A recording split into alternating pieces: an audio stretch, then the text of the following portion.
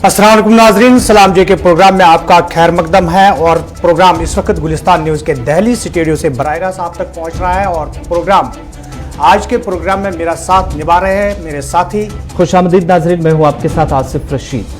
नाजरीन मोहतरम, आज के प्रोग्राम में हम मुख्तलिफ मौज़ूआत पे बात करेंगे, लेकिन सबसे बड़ा मुद्दा जो आपको पहले ही आपके जहन में आया होगा, जो आलमी सतह पर इस वक्त वबा फैली हुई है और दूसरी लहर कोरोना की, इस हवाले से बात होगी।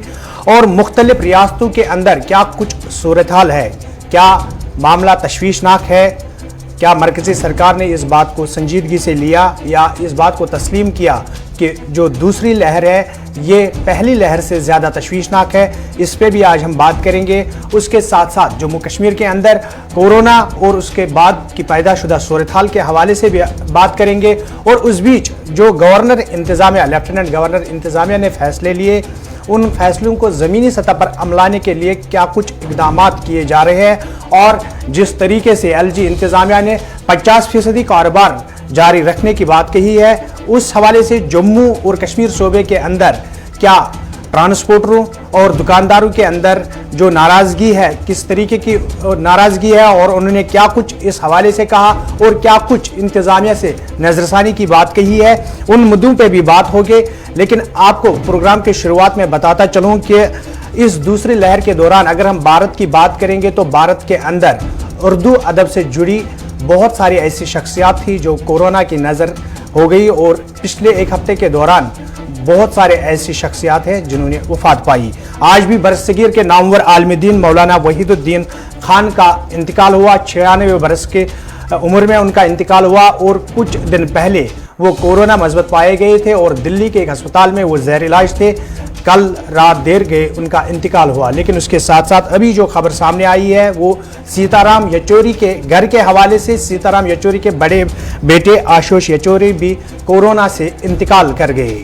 ये दो खबरें जो भारत के अंदर, जिस तरीके से मैंने कहा कि पिछले हफ्ते के दौरान उर्दू अदब से जुड़ी मुख्तलिफ शख्सियत का इंतकाल भी हुआ।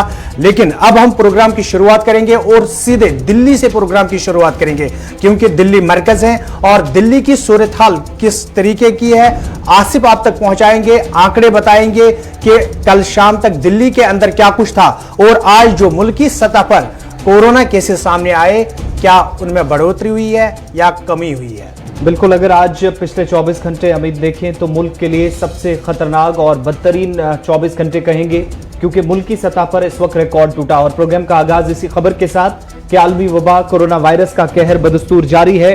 1.5 बरस के इस लंबे अरसे के दौरान अब तक के सबसे ज्यादा केसेस, 3,15,000 से ज्यादा केसेस मुल्क भर के अंदर पिछले 24 घंटों में रिपोर्ट हुए हैं और अमवात भी 2,000 के करीब हुई हैं। और कोविड के बीच अब भारतीय फिजाइया ने भी सरकार की मदद के लिए आगे आकर कमान संभाली है। और जहां पर एक तरफ भारत में वैक्सीनेशन के प्रोग्राम को मजीद आगे बढ़ाया जा रहा है, तो कोविड जैसी इस खतरनाक सूरत हाल जिसने मुल्क की मुख्तलिफ रियासतों और मरकज के ज़ेर इंतज़ाम इलाकों को अपनी चपेट में लिया है, इससे बचने के लिए अब भारतीय फिजाइया को भी हुक्म दे दिया गया है। वज़ीर दिफा राजनाथ सिंह की तरफ से इस वक्त फिजाइया को अलर्ट रहने को कहा गया है। जहां पर ऑक्सीजन सिलेंडर्स की जरूरत पड़ेगी वहां पर ऑक्सीजन वक्त पर पहुंचाई जाए, इसके लिए हुक्म जारी किया गया है।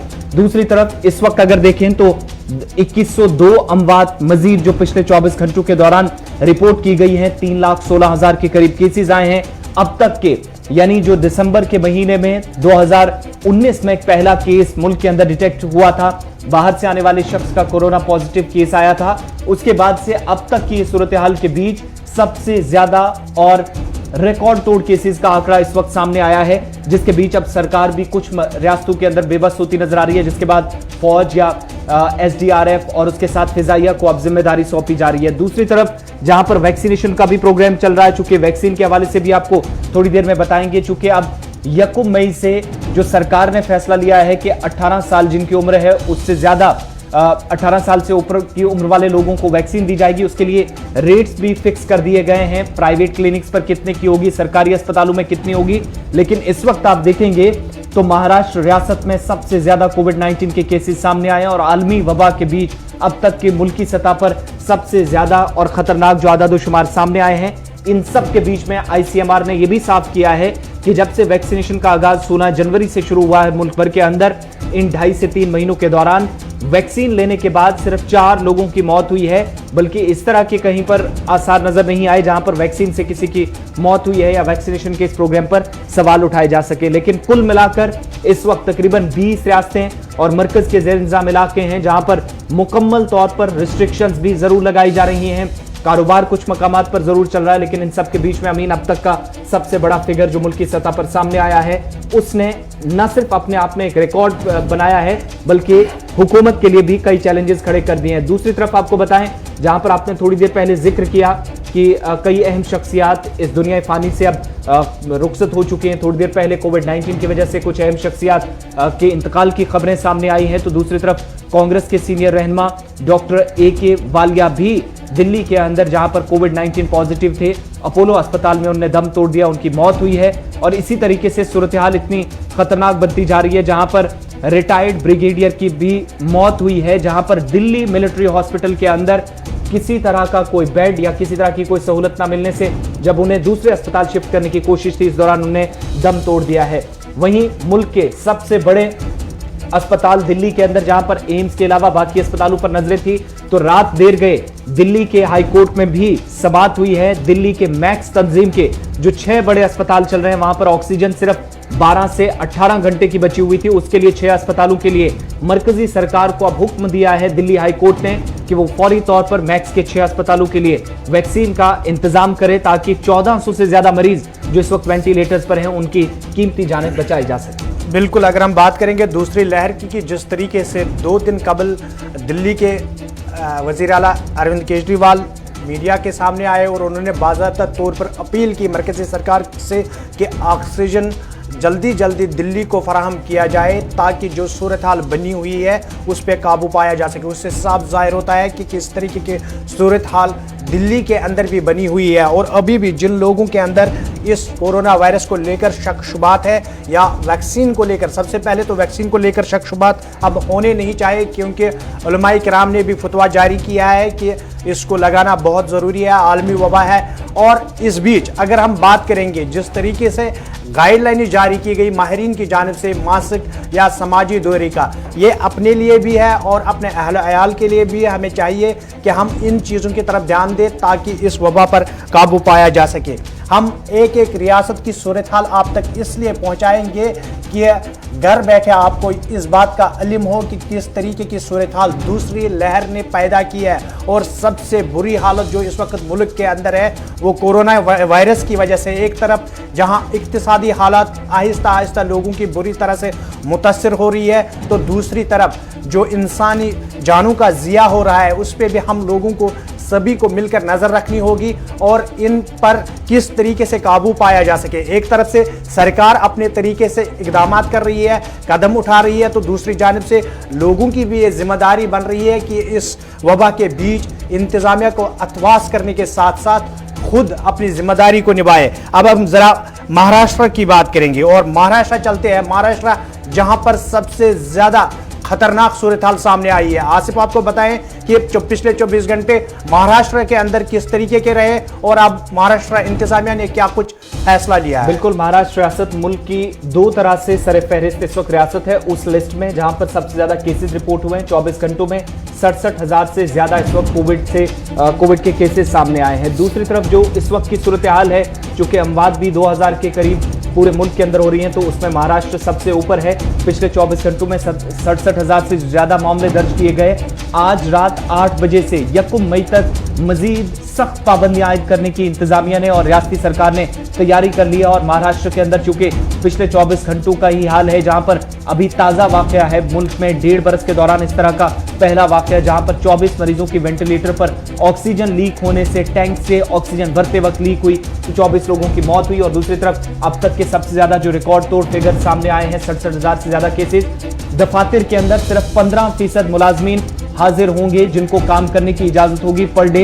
महाराष्ट्र रियासत ने रात देर गए लॉकडाउन का ऐलान जरूर किया है, लेकिन इस लॉकडाउन के नफाज के लिए काम आज रात 8 बजे से शुरू होगा, यानी आज दिन भर मामूल के मुताबिक कामकाज जरूर चलेगा। कुछ इलाकों के अंदर 1 मई तक दफा 144 का नफाज अमल में लाया गया है, मगर रात 8 बजे के बाद मुकम्मल तौर पर पाबंदियां मजीद सख्त और लॉकडाउन का ऐलान महाराष्ट्र रियासत के अंदर किया गया है। अगरचे इस रियासत में सबसे ज्यादा केसेस हैं, दूसरी तरफ सरकार का यह दावा है कि मुल्की सतह पर 146 ऐसे अजला हैं जहां पर 15% से ज्यादा पॉजिटिविटी रेशियो इस वक्त बढ़ी है, यानी करीब 150 ऐसे डिस्ट्रिक्ट्स हैं जहां पर 15% या इससे ज्यादा कोविड-19 के पॉजिटिव केसेस अभी भी आ रहे हैं और इनमें महाराष्ट्र रियासत सर-ए-फहरिस्त है। इसलिए पाबंदियां यहां पर मजीद सख्त करनी पड़ रही है और दूसरी वेव जो इस वक्त जिस लहर में महाराष्ट्र और पूरा मुल्क फंसा है वो पहली लहर से खतरनाक है। इस सूरत हाल को देखते हुए सरकार की तरफ से यह भी कहा गया है, union health secretary Rajesh Bhushan की तरफ से जो जानकारी दी गई है कि 274 ऐसे डिस्ट्रिक्ट्स हैं जहां पर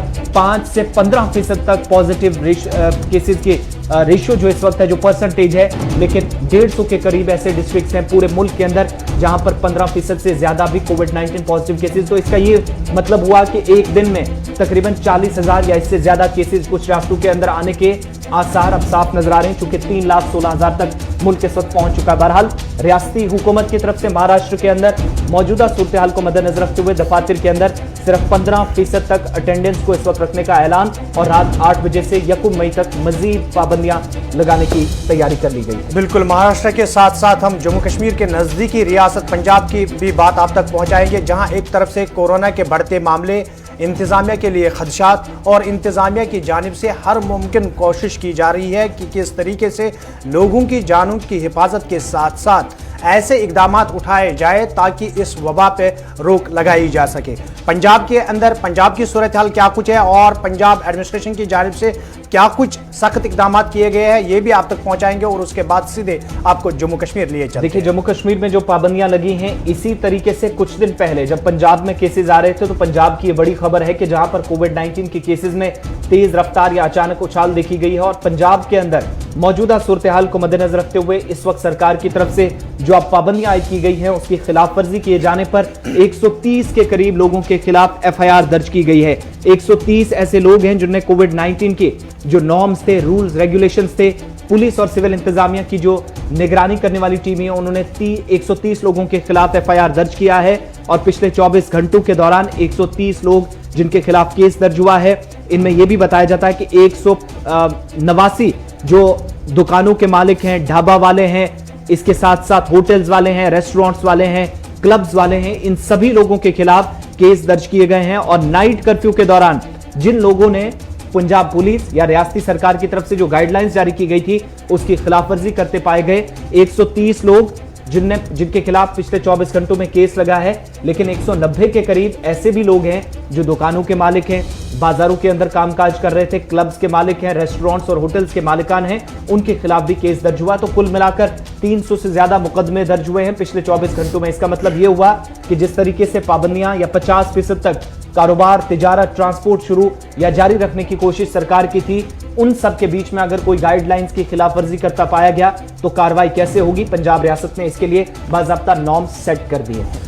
चलिए, पंजाब की सूरत हाल आप तक पहुंचाई है। इस बीच एक चीज और भी ऐड करते चले अमीन, यहां पर चूंकि मुल्की सतह पर वैक्सीन की कीमतें क्या होगी वो सरकार की तरफ से साफ कर दिया गया और सीरम इदारा जिसने सबसे पहले वैक्सीन बनाई थी उसने ये साफ कर दिया है कि सरकारी अस्पतालों में 400 और निजी अस्पतालों में 600 के करीब एक डोज कोविड-19 वैक्सीन का, कोविशील्ड वैक्सीन जो सीरम इदारे ने तैयार किया और 1 मई से ये तारीखें जो है वो नई तारीखें लागू बिल्कुल। अगर हम वैक्सीन की बात करेंगे तो सबसे पहले कुछ खदशात लोगों के अंदर थे तो उन खदशात को दूर किया गया और अब आहिस्ता आहिस्ता लोग इस वैक्सीन मुहिम को आगे ले जाने में इंतजामिया का मदद भी कर रहे हैं। और इस बीच 45 साल की उम्र से ज़्यादा जो लोग थे उन्हें वैक्सीन दिए जाने की बात कही गई थी। अब चंद रोज़ कबल वज़ीर आज़म नरेंद्र मोदी ने कहा कि 1 मई से 18 से ज़ायद उम्र वाले लोगों को भी वैक्सीन दी जाएगी।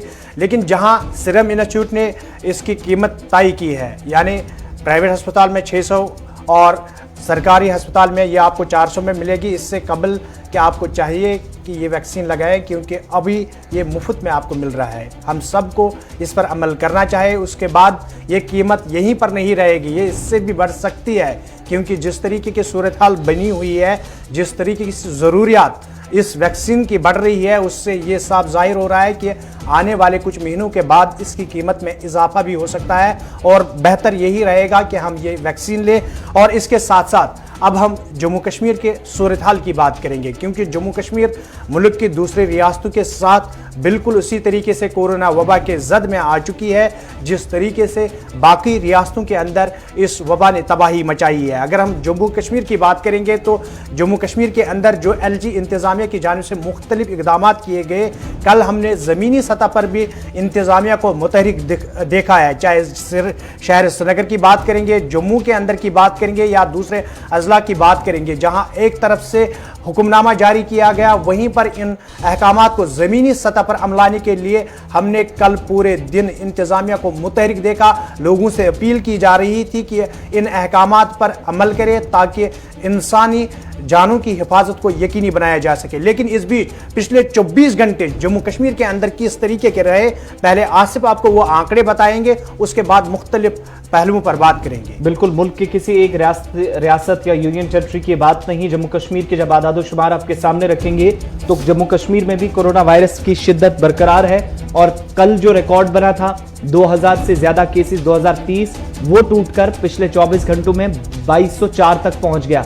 मजीद 13 लोग कोविड-19 का शिकार होकर दुनिया से चल बसे। जम्मू सूबे के अंदर ज्यादा अमवात हुई हैं। लेकिन दूसरी तरफ इंतजामिया ने मौजूदा सूरत हाल को मद्देनजर रखते हुए 50% तक जो बिजनेस एस्टैब्लिशमेंट्स को ओपन रखने की, तिजारती सरगर्मियां जारी रखने की जो एक कोशिश की थी, उस पर ताजिर अंजुमनों की तरफ से भी सवाल उठाए जा रहे हैं कि उन पर ज्यादा दबाव ना डाला जाए। और बड़ी बात यह है कि जब नाइट कर्फ्यू भी लगा है तो केसेस भी बढ़ रहे हैं। इन सब के बीच में इंतजामिया की तरफ से यह भी साफ किया गया है कि ऑक्सीजन के लिए जो ऑक्सीजन की किल्लत यूनियन टेरिटरी के अंदर आने वाले दिनों में मजीद ना हो, इसके लिए 30 से ज्यादा प्लांट्स जो हैं वो चालू किए जाने हैं, जिन पर काम अभी लगभग मुकम्मल हो चुका है। और अगले कुछ दिनों के अंदर 37 के करीब ऐसे प्लांट्स हैं जिनमें या जो ऑक्सीजन जनरेशन प्लांट्स हैं उन पर काम मुकम्मल कर लिया जाएगा।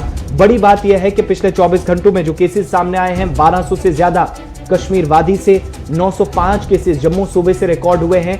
13 लोगों की मौत हुई है, जिनमें 10 के करीब जम्मू प्रोविंस के अंदर, और सिर्फ जम्मू जिले के अंदर 5 मजीद अमवात हुई हैं। और देर रात गए ये भी खबर आई कि जम्मू के अंदर भी GMC में कुछ लोगों को परेशानी आई। समाजी राब्ता साइट ट्विटर पर या फेसबुक पर जो खबरें काफी गर्दिश कर रही थी, वायरल हो रही थी कि कई लोग जो ऑक्सीजन के लिए भटकते नजर आए। हालांकि इंतजामिया ने इसकी तस्दीक करना अभी बाकी है। लेकिन जम्मू के अंदर मजीद क्या कुछ सूरत हाल है, अपने नुमाइंदे के पास चलते हैं। अनिल शर्मा जम्मू से हमारे साथ इस वक्त बराह रास्त जुड़ गए। बहुत शुक्रिया अनिल ज्वाइन करने के लिए। अभी लेटेस्ट अपडेट्स क्या कुछ हैं जम्मू प्रोविंस के अंदर? पिछले 24 घंटों के दौरान 10 के करीब डेथ्स भी हुई हैं, केसेस भी 900 के पार। किस और सिचुएशन जा रही है और प्रशासन मौजूदा समय में क्या कुछ कर रहा है परिस्थितियों को देखते हुए? जी मैं क्लियर करता हूँ कि यहाँ पर साफ तौर पर जो है स्थिति जो है काफी गंभीर होती हुई नजर आ रही है। और उसी का मद्देनजर रखते हुए प्रशासन जो है कमर कस एक बैठक की गई और तमाम अगर हम बात करें तो सख्त निर्देश जारी कर दिए गए। जिस तरह से माननीय उपराज्यपाल द्वारा जो है 50% की स्थिति पर कह दिया गया था कि 50% जो है दुकानें खोली जाएंगी और 50% के दौरान ही लोग वहां पर देखने को मिलेंगे, बाजारों के रुख करें। और कल काफी ज्यादा जो है अगर हम बात करें तो पुलिस प्रशासन जो है लोगों को समझाती हुई नजर आई, अवेयर करती हुई नजर आई। वहीं पर ट्रांसपोर्ट जो है पूर्ण रूप से जो है वो ठप पड़ा हुआ था और लोगों को काफी ज्यादा परेशानी भी इसी तरीके से देखने को मिली। और बाजारों में जो है काफी हलचल जो है देखने को मिली। जिस तरह से 50% की कैपेसिटी के साथ कह दिया गया था, वहीं पर अमल करते हुए लोगों ने अगर हम बात करें तो बाजारों में जो है काफी गहमा गहमी रहना शुरू हो गई। जिस तरह से कुछ शॉप्स खुली थी तो पुलिस जब वहां पर मौके पर पहुंची तो कुछ शॉप्स को जो है बंद भी करवाया गया उनके द्वारा। और कहीं ना कहीं प्रशासन कल सख्ती बरतता हुआ साफ तौर पर नजर आया। और इसके साथ साथ अगर जम्मू सूबे की बात करें तो जम्मू सूबे में कल बड़ी खबर ये निकलकर सामने नजर आई कि 10 लोगों की एकदम से जो है मृत्यु हुई। और काफी बड़ी और चौंकाने वाली खबर ये थी कि 10 लोगों की आंकड़ा हम देखते थे तो 1 या 2 या 3 का होता था और एकदम से जो है आंकड़ा जो है बढ़ चुका है। और केसेस का आंकड़ा की बात करें तो 2204 मामले जो है जम्मू कश्मीर में रिपोर्ट किए गए। और जम्मू कश्मीर की बात करें तो कुल लगातार जो है जम्मू सूबे की बात करें तो 905 आंकड़ा जो है देखने को मिला। और कश्मीर सूबे की बात करें तो 1299 मामले जो है रिपोर्ट किए गए। और अनिल, अगर हम बात करेंगे जिस तरीके से कल इंतजामिया की जानिब से यह बात कही गई है कि जम्मू सूबे के अंदर मुख्तलिफ किस्म के 28 केसेस कोरोना के पाए गए हैं और कल 10 अमवात यानी 10 लोगों की मौत यहां पर हुई है। तो किस तरीके की सूरत हाल बनी हुई है, जहां एक तरफ से इंतजामिया की जानिब से सख्त पाबंदियां आयद की, वहीं दूसरी जानिब अगर हम आम लोगों की बात करेंगे तो आम लोग किस तरीके का ताउन कर रहे हैं या जो फैसले लिए गए उस पर नाराजगी दिखा रहे हैं? आम लोगों की बात करें तो आम लोग जो है अमल करते हुए साफ तौर पर नजर आ रहे हैं और खासा निराश तो साफ तौर पर जाहिर जरूर हुआ है। चैम्बर ऑफ कॉमर्स जरूर खासा निराश दिखा है, क्योंकि लगातार एक दिन पहले जो है माननीय उपराज्यपाल जी से बातचीत चल रही थी कि आप समय को निर्धारित करते हुए कम समय कर दें। वहीं पर एकदम से जब ट्वीट जारी किया जाता है 50% के दौरान दुकानों को खोला जाएगा, एक पहले ग्रुप में और दूसरे ग्रुप में लगातार 3 दिन एक दुकानें खुलेंगी और 3 दिन एक दुकानें खोलेंगी। इसी तरह से जो है चैम्बर ऑफ कॉमर्स जो है काफी ज्यादा खासा निराश आया और कहीं ना कहीं कल रोष भी देखने को मिला उसी बीच। और कहीं ना कहीं अब जिस तरह से कल एक अहम बैठक भी की गई जिसमें सख्त ये भी बताया गया कि जम्मू कश्मीर के पास हर एक चीज ऑक्सीजन हो, वेंटिलेटर्स हो, और ये देखने को तो मिला साफ तौर पर अतुल लुलू जो है उन्होंने साफ तौर पर जाहिर किया, प्रिंसिपल रोहित कंसल जो है उन्होंने साफ तौर पर जाहिर जरूर किया है कि जम्मू कश्मीर में अभी किसी भी प्रकार की कोई कमी नहीं है। मगर अनिल दो अहम बातें हैं, एक वैक्सीन मुहिम, दूसरा टेस्टिंग को बढ़ाने की बात। जम्मू की अगर हम बात करेंगे तो जमीनी सतह पर क्या चीज देखी जा रही है? क्या जो सरकार ने कहा कि टेस्टिंग अमल को बढ़ाया गया वो दिख रहा है, और जो वैक्सीन मुहिम है उसमें किस हद तक तेजी लाई गई? जी, टेस्टिंग की अगर हम बात करें तो टेस्टिंग की मुहिम जो है बढ़ाई गई है, और वैक्सीनेशन की अगर हम बात करें तो वैक्सीनेशन की मुहिम जो है बड़ी ही धीमी गति बोलूंगा, धीमी गति से देखने को मिल रही है। और लगातार जिस तरह से जम्मू सूबे की बात करें तो जिस तरह से पहले अव्वल नंबर पर पहुंचा था 2.14 लाख लोग जो है सुबह जम्मू डिस्ट्रिक्ट की बात करें तो वैक्सीनेशन लगा हुआ नजर। चलिए अनिल, आपका बहुत बहुत शुक्रिया, आप प्रोग्राम में हमारे साथ बने रहे। और ये थे हमारे साथी अनिल जो कि जम्मू से तफसीलात फराहम कर रहे थे कि किस तरीके की सूरत हाल बनी हुई है, इंतजामिया ने क्या कुछ इकदाम किए हैं और लोगों की जानिब से इंतजामिया को भरपूर ताउन दिया जा रहा है ताकि इस महामारी पर काबू पाया जा सके। लेकिन टेस्टिंग की बात हो रही थी और इस बीच जो कल इंतजामिया की जानिब से एक अलहसती इजलास तलब किया गया, उसके बाद जो प्रेस कॉन्फ्रेंस की गई, प्रेस कॉन्फ्रेंस के अंदर जो बातें सामने रखी गई है उस बीच 5 नुकाती फार्मूला भी सामने लाया गया और उसमें कहा गया इस पे गौर किया जा रहा है कि किस तरीके से इसका निफाज अमल में लाया जाए। बिल्कुल बड़ी बात यह है क्योंकि प्रेस कॉन्फ्रेंस करके यह भी जानकारी दी गई कि जम्मू कश्मीर में मौजूदा वक्त में ऑक्सीजन लेवल की कितनी जरूरत है, कहां पर किस अस्पताल के अंदर कितनी कैपेसिटी इस वक्त है और कितने दिनों के अंदर इसको बढ़ाया जाएगा, वो जरूर दावा किया गया। लेकिन दूसरी तरफ सारी चीजें हम देख रहे हैं कि पाबंदियां भी लगी हुई है, शबाना कर्फ्यू भी चल रहा है और कुछ तस्वीरें रात देर गए की भी है। किश्तवाड़ और राजौरी की तस्वीरें आपको एक साथ बताएंगे, बाकी कुछ डिस्ट्रिक्ट्स की भी जहां पर रात देर गए। पुलिस और सिविल एडमिनिस्ट्रेशन कोशिश ये कर रही है कि जो हुक्मनामा गुज़श्ता दिनों जारी हुआ है, आज तीसरा दिन है जहां पर अगली रात यानी आने वाली रात जो होगी वो तीसरा नाइट कर्फ्यू की जो तीसरी रात गुजरेगी, इन सब के बीच में कहीं पर खिलाफवर्जी अगर होती है तो कैसे उसका के खिलाफ। आसिफ, सबसे बड़ी बात इस बार जो एडमिनिस्ट्रेशन की जानिब से देखने को मिल रही है, जो जमीनी सतह पर अफसरान काम कर रहे हैं या अहलकार काम कर रहे हैं। पहले मरहले में हमने जब देखा, पहली वेव जब आई थी कोरोना की गुज़श्ता बरस, तो सख्ती से काम लिया जा रहा था। इस बार लोगों से अपील की जा रही है, जब ज़मीनी सतह पर आते हैं अगर कहीं पे खिलाफवर्जी हो भी रही है तो अपील की जा रही है कि इन जो माहिरीन के मशवरे हैं इन पे आप अमल करो ताकि इस वबा से हम बाहर निकल सके। ये बड़ी बात है क्योंकि आसानी से लोगों को समझाए। सबसे बड़ी बात है अगर इस कोरोना वबा पे काबू पाना है तो अवेयरनेस करना बहुत ज़रूरी है, लोगों को इस बारे में अवेयर करना है। बिल्कुल, क्योंकि हम खुद देख रहे हैं रात देर गए मुख्तलिफ अजला के अंदर डिप्टी कमिश्नर्स हों, SSPs हों, DSPs हों, फौज और सिविल इंतजामिया एक साथ या फिर पुलिस इंतजामिया है मिलकर मुख्तलिफ एजेंसियों की मदद से इस ऑपरेशन को या जो इंतजामिया की तरफ से जो हुक्मनामा जारी किया गया उसको कामयाब बनाने की कोशिश है। अफसरान क्या कुछ कहते हैं और हमारे नुमाइंदे भी रात देर गए इंतजामिया के साथ साथ इस मुश्किल तरीन घड़ी में, सर्द रातों में इन इलाकों के अंदर मौजूद रहते हैं, क्या कुछ तफसीलात है वो भी आपको बताते हैं और अफसरान क्या कुछ कहते हैं इस हुक्मनामे के बाद और रात देर गए जो इंतजामिया निगरानी कर रही थी उसके बाद जिला तरक्याती कमिश्नर एक तरफ एक डिस्ट्रिक्ट के, दूसरे डिस्ट्रिक्ट में क्या कुछ अफसरान कहते हैं निगरानी के बाद, जरा उनकी बात भी सुनिएगा।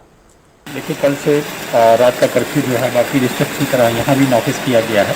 रात को 10 बजे से लेकर सुबह 6 बजे तक जो कर्फ्यू रहेगा विद इन म्युनिसिपल लिमिट, और इसको खुद मॉनिटर कर रहे हैं मैं और SSP साहब यहाँ और आज भी हमने पूरी आला अधिकारियों के साथ, पुलिस और सीआरपी के साथ पूरे टाउन का हमने पैदल मार्च किया है, ये देखने के लिए कहीं कोताही ना हो। और इस कर्फ्यू को स्ट्रिक्टली इम्प्लीमेंट किया जा रहा है। जैसा कि आप जानते हैं, आज भी 10 केसेस कोरोना के डिस्ट्रिक्ट किश्तवाड़ से आए हैं और 50% शॉप्स को भी रिस्ट्रिक्ट किया गया है और उसके लिए भी जो ऑर्डर्स हैं वो निकाल दिए गए हैं, उसको भी प्रॉपर्ली इम्प्लीमेंट किया जाएगा। इसके साथ साथ जो गाड़ियों में कैपेसिटी है उसको 50% कर दिया गया और उनको चालान वगैरह किए जाएंगे, ताकि हम कोरोना की जंग जो है वहाँ यहाँ भी अच्छी तरह से लड़ सकें और किश्तवाड़ के लोगों को बचा सकें। सबसे यही अपील करना चाहूँगा कि अननेसेसरली घर से बाहर ना निकलें, क्राउडेड प्लेसेस पे ना जाएं, सिर्फ सामान लेके वापस घर चले जाएं और साथ साथ गाड़ियों में सफ़र जितना कम कर सकते हैं उतना करें। और SOP जो है, अप्रोप्रिएट बिहेवियर, मास्क हमेशा पहन के रखें, सैनिटाइज करें, फालतू चीज़ों को टच ना करें, इसी से हम सबको बचा सकते हैं। और कहीं अगर किसी को थोड़ा शक शुबा होता है, खांसी होती है, कोई सिम्टम आता है, तो इमीडिएटली जो है वो टेस्ट कराएं। इसके साथ साथ मैं अपील करना चाहूँगा 45 की उम्र से ऊपर जो है, 45 साल के ऊपर जो लोग हैं वो इमीडिएटली अपनी वैक्सीन कराएं। हमारे वैक्सीन केंद्र जो हैं वो खुले हैं और लोगों को मोटिवेट भी किया जा रहा है, विलेज PRI को इन्वॉल्व किया गया है, ताकि वैक्सीनेशन जो है वो करा के हम लोगों को बचा सकें। के दूसरे हिस्सों की तरह ही जिला किश्तवाड़ में भी कोरोना के मामले बढ़ने के साथ ही नाइट कर्फ्यू इम्पोज कर दिया गया है और शाम 10 बजे से लेकर सुबह 6 बजे तक यहाँ पर भी कर्फ्यू लागू कर दिया गया है। हालांकि 2 दिनों से लगातार बारिश हो रही है, टेम्परेचर डिप हुआ है, लेकिन इसके बावजूद अथॉरिटीज़ काफ़ी एक्टिव नज़र आ रही हैं और चाहे लोकल पुलिस हो या CRPF हो, उनको तैनात करके कर्फ्यू को स्ट्रिक्टली इम्पोज किया जा रहा है। और सबसे बड़ी बात जो है कि जिला किश्तवाड़ के DM अशोक कुमार शर्मा और SSP किश्तवाड़ शफकत हुसैन दूसरे आला अधिकारियों के साथ खुद इस कर्फ्यू को स्ट्रिक्टली इम्पोज करने के लिए पूरे टाउन का खुद दौरा कर रहे हैं और ये इस चीज़ को मुमकिन बनाया जा रहा है कि कोई गलती ना हो, कोई कोताही ना हो। कुल मिला के जिस तरह से प्रशासन एक्टिव हुआ है, आवाम को भी एक्टिव होकर पूरी तरह से SOPs का पालन करते हुए प्रशासन का साथ देना पड़ेगा, ताकि जिस तरह से कोविड की जंग पहले जीती गई थी उसी प्रकार किश्तवाड़ इस दूसरी जंग में भी कामयाब हो। अजय शान, Gulistan news, Kishtwar. Night curfew की पहली नाइट और जिला इंतजामिया की टीम इस वक्त पूरे जिले का दौरा करती नजर आ रही है, जहां DC Rajouri, additional DC Rajouri और एडिशनल SP राजौरी इस वक्त राजौरी के मुख्तलिफ इलाकों से होते हुए बाजार में पहुंचे हैं, क्योंकि नाइट कर्फ्यू की आज पहली नाइट और हालात का जायजा ले रहे हैं। हालांकि इनकी तरफ से हाईवे का भी टूर किया गया और मुख्तलिफ इलाके जो राजौरी के अंदर दाखिल होने वाले इलाके हैं उनका भी दौरा किया गया और वहां पे हालात का जायजा लिया और इनसे बात करेंगे कि किस तरह के हालात इनको लगे इस वक्त। सर, आज आपने टूर किया, नाइट कर्फ्यू की पहली नाइट ही थी, किस तरह के हालात आपको आज लगे? हमने आज देखा कि आज पहला दिन था, लेकिन पहले दिन लोगों ने पूरे तरीके से अपना कोऑपरेट किया है और ऑर्डर्स इम्प्लीमेंट हुए हैं। उसका ही जायजा लेने के लिए इस वक्त आए थे। शहर के अंदर पूरी मूवमेंट जो है इस वक्त बंद की गई है। कल दुकानें जो होंगी वो ऑड इवन के हिसाब से 50% शॉप्स जो हैं वो खुलेंगी। 3 दिन दुकानें, किसी भी दुकानदार की 3 दुकान जो है वो 3 दिन खुलेगी और 3 दिन बंद रहेगी। सर, आज पहला दिन जिस तरह आप नाइट कर्फ्यू का है, लोगों की तरफ से किस तरह का ताउन आज देखने को आपको मिला, क्योंकि आज मुख्तलिफ इलाकों का आपने दौर कर रहे हैं सुबह शाम से? लोगों ने पूरी तरीके से ताउन दिया है, लोगों ने कोऑपरेट किया है और मुझे उम्मीद है कि आगे भी इसी तरीके से लोग पूरा अपना ताउन देंगे। और लोगों से मुझे यही अपील है कि सोशल डिस्टेंसिंग बनाएं, मास्क लगाएं और बिला वजह जो है बिजी मार्केट्स में ना आए। सर, किन लोगों को शहर में आने की इजाजत? ज़मीनी सतह पर मुतहरिक दिखे, चाहे हम किश्तवाड़ की बात करें, राजौरी की बात करें, तो आपने खुद देखा ज़िला तरक्याती कमिश्नर के साथ साथ पुलिस के अफसरान और दीगर इंतज़ामिया के जो अफसरान वो मौजूद रहे और देख रहे थे कि सूरत हाल किस तरीके की है। और ये बात सामने आई कि लोगों की जानिब से बराबर ताउन दिया जा रहा है इस कोरोना के बीच। लेकिन इस बीच अगर हम बात करेंगे मुख्तलिफ ताजिर अंजुमनों की, ट्रांसपोर्टरों की, तो उनके अंदर इंतज़ामिया के फैसले को लेकर नाराज़गी भी पाई जा रही है। अगर हम जम्मू सूबे की बात करेंगे, बिल्कुल, जम्मू कश्मीर में कोविड केसेस ने जहां पर रफ्तार पकड़ी है, तो दूसरी तरफ नई गाइडलाइन से ट्रांसपोर्टर्स भी इस वक्त नाखुश नजर आ रहे हैं। बड़ी बात यह है कि इंतजामिया की तरफ से 50% तक गाड़ियों के अंदर मुसाफिरों को बिठाने की इजाज़त दी गई थी और सरकारी अहकामात के बाद हड़ताल पर जाने का जो फैसला किया था ट्रांसपोर्टर्स की तरफ से जम्मू सूबे के अंदर प्राइवेट ट्रांसपोर्टर्स जो है जिनको गाड़ियों में 50% मुसाफिर बिठाने की इजाजत तो है, लेकिन उनके बकौल के इंतजामिया ने जब फैसला लिया तो उनसे कोई मुशावरत नहीं हुई है, उनकी कोई राय नहीं ली गई। इंतजामिया ने जबरदस्ती उन पर फैसला थोपा है, जिसकी वजह से साल 2019 के दिसंबर महीने से और 2020 में लॉकडाउन के दौरान या उससे पहले खराब हालात के दौरान जब ट्रांसपोर्ट बंद था तो सरगर्मियां मुतासिर होने से जो उनका नुकसान हुआ था उसमें मजीद इजाफा हो रहा है। इसलिए वो मौजूदा गाइडलाइंस की भी खिलाफ वर्जी ना हो इसके लिए जरूर अहद कर रहे हैं, लेकिन दूसरी तरफ इंतजामिया का जो फैसला है उससे नाखुश ट्रांसपोर्टर्स भी ताजरों के साथ साथ। ट्रांसपोर्टर की जानिब से ये बात सामने रखी गई है, और अगर हम ताजरों की बात करेंगे उनका मानना है कि जो फैसले लिए गए इससे कोरोना पे तो कोई असर होने वाला नहीं है, बल्कि वो इक्तिसादी तौर कमज़ोर हो सकेंगे। एक तरफ से ताजर अंजुमन नाराज, दूसरी जानिब से ट्रांसपोर्टर। लेकिन जम्मू चलते हैं, जम्मू से हमारे साथ इस वक्त प्राइवेट ट्रांसपोर्ट एसोसिएशन के चेयरमैन टीएस वजीर फोन लाइन पर मौजूद है। टीएस वजीर साहब, प्रोग्राम में आपका खैर मकदम है। इस वक्त आलमी वबा कोरोना वायरस का कहर जारी है, लोग जान बचाने की कोशिश में है, इंतजामिया की जानिब से बाज़ाब्ता तौर पर कोशिश की जा रही है कि लोगों के जानों की हिफाजत की जाए, और इस बीच जम्मू के ट्रांसपोर्टर एलजी इंतजामिया के फैसले से नाखुश है। आखिर क्या वजह है? देखिए, एक तो ये है कि हमें कोई कॉन्फिडेंस में नहीं लिया गया कि क्या करना है, क्या कर रहे हैं, क्या नहीं कर रहे हैं। दूसरा 50% पैसेंजर का इन्होंने कह दिया, और 50% पैसेंजर के साथ हमारी गाड़ी चल ही नहीं सकती है, क्योंकि हमारा डीजल भी नहीं पूरा होता है, और जो ड्राइवर है, क्लीनर है, उसको क्या देंगे, और जो टोल प्लाजा है, टोल प्लाजा कहाँ से देंगे। तो इन सब मुश्किलों का सामना कर रहे ट्रांसपोर्टर जो पूरा एक साल से कोविड की मार झेल रहे हैं, वो अभी पुराने एक साल की मार से ही नहीं उभरे थे। तो नया जो सेकंड वेव आ गई है, और उसमें अपनी जेब से डाल के कोई भी गाड़ी नहीं चला सकेगा। यानी बात साफ ये है कि अगर 50% मुसाफिरों को कम किया है तो किराए में इजाफा होना चाहिए। बिल्कुल, जब तक किराए में इजाफा नहीं होगा तब तक हम इस काबिल ही नहीं है, हमारी क्षमता ही नहीं है कि हम जेब से डीजल डाल के गाड़ी चला सके। तो ऑटोमेटिकली जो है वो गाड़ी खड़ी हो गई है, और खड़ी ही रहेगी जब तक गवर्नमेंट कोई फैसला नहीं लेती। बिल्कुल, अगर हम बात करेंगे, लोग पहले ही मुश्किलात से दो चार है, आलमी वबा है, इस बीच क्या आपको जब लगा कि हुकूमत ने हमसे सलाह मशवरा नहीं किया या हमें एतमाद में नहीं लिया गया, हड़ताल ही एक ऑप्शन है, या आपने एक कमेटी तश्कील देनी थी, एलजी इंतजामिया से बात करनी थी पहले इस मसले को हल करने के लिए?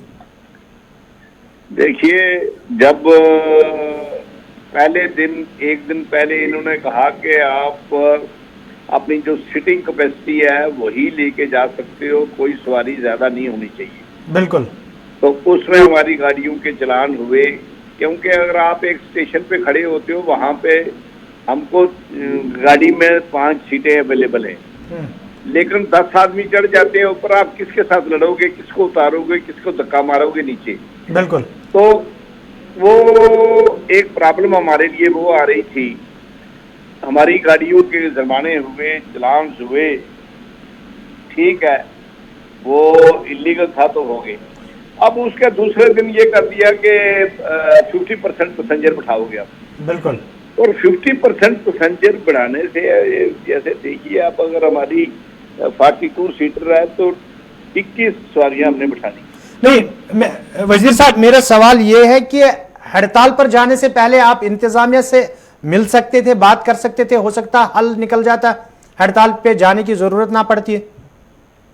देखिए, बात यह है कि पिछले साल का तजर्बा गवर्नमेंट को है कि हमें जब कहा गया कि आप गाड़ियां निकालो, कोरोना जब थोड़ा कंट्रोल में हुआ तो इन्होंने कहा कि हमने इनको कहा कि हम जो आप रेशो रख रहे हो, उस वक्त तो फिर भी 66-67% पैसेंजर बिठाने की इजाजत थी हमें।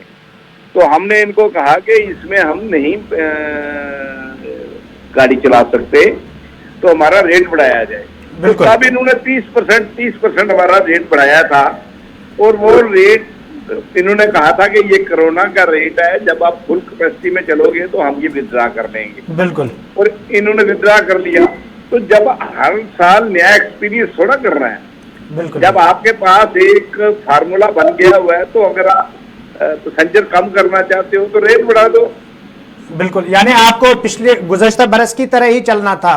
बिल्कुल। मुसाफिर कम किए तो किराए में इजाफा करना था। बिल्कुल बिल्कुल बिल्कुल।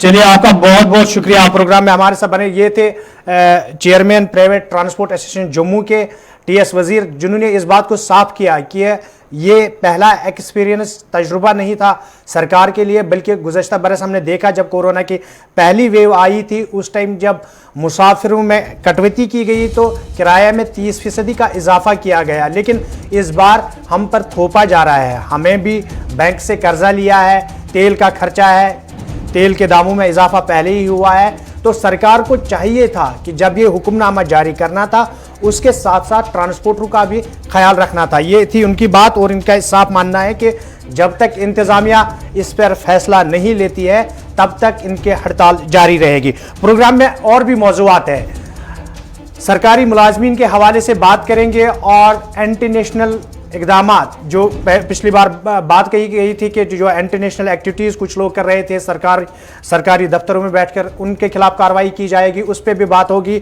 और माह रमज़ान मुबारक के बाद ईद उल फितर के हवाले से जम्मू कश्मीर के मुफ्ती आज़म मुफ्ती नासिरुल इस्लाम ने जो शरीफ फतवा जारी किया है, उस पर भी बात करेंगे। लेकिन प्रोग्राम में वक्त हुआ एक छोटे से तिजारती वक्फे का। तिजारती वक्फे के फ़ौरन बाद हाजिर होंगे। आप देखते रहिए गुलिस्तान न्यूज़।